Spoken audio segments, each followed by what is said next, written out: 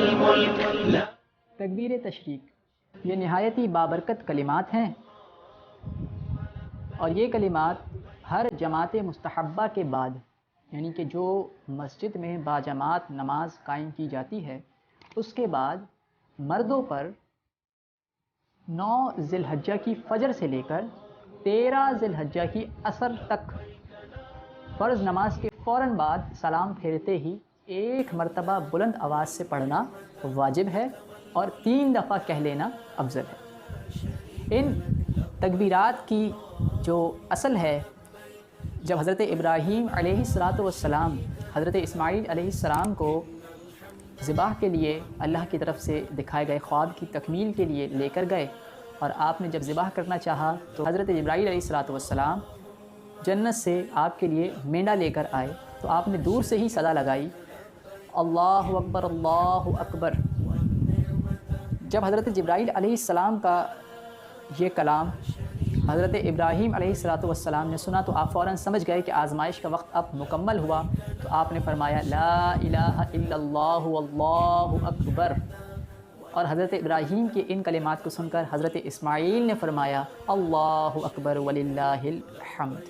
تو اللہ تبارک و تعالی نے حضرت ابراہیم کی سنت کے طور پر قیامت تک کے لیے ان الفاظ کو جاری فرما دیا ہے۔ سبحان اللہ، کیا شان ہے اللہ تبارک و تعالی کے مقربین بندوں کی کہ اللہ کس طرح ان کے عمل کو پسند فرماتا ہے اور پھر امت کے لیے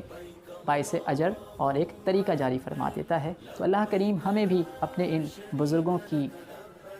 اتباع کرنے، ان کی سیرت پر عمل کرنے اور ان سے محبت کرنے کی توفیق رفیق مراحمت فرمائے۔ تو ہم نے یہ سن لیا کہ ہر جماعت مستحبہ کے فوراً بعد یہ تکبیر کہی جائیں گی 9 ذی الحجہ کی فجر سے لے کر 13 ذی الحجہ کی عصر تک۔ اگر کوئی ایسا نمازی ہے مسبوق جو کہ پیچھے سے آتا ہے، جس کی 1-2 رکعت نکل گئی ہیں، تو پھر اس پر لازم ہے کہ وہ جب اپنی نماز مکمل کر لے پھر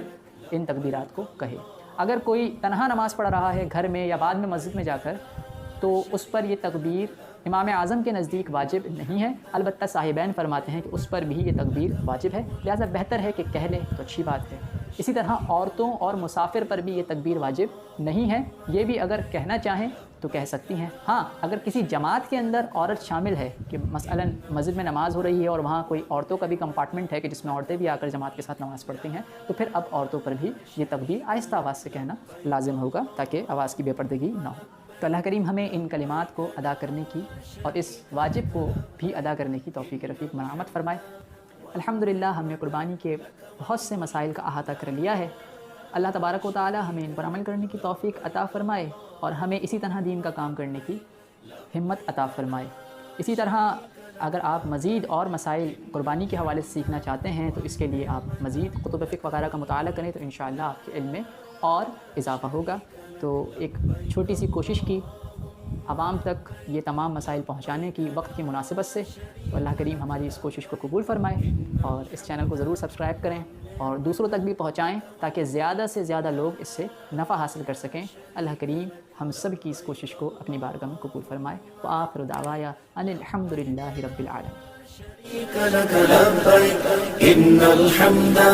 والنعمة لك والملك